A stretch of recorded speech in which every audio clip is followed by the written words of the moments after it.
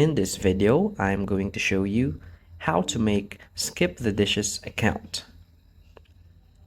So please watch the video until the end and follow this tutorial step by step to avoid making mistakes. So let's get started. So the first thing you want to do is to install the latest version of the Skip the Dishes app. Now you want to open the app.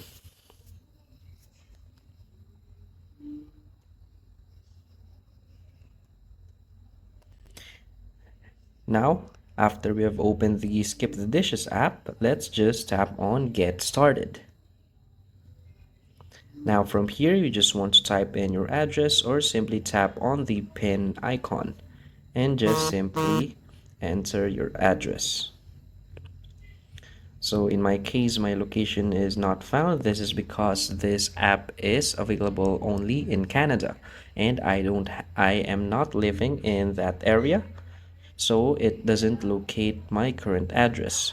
So this is how you create your Skip the Dishes account. You just need to pinpoint or type in your address and simply enter your email address and phone number.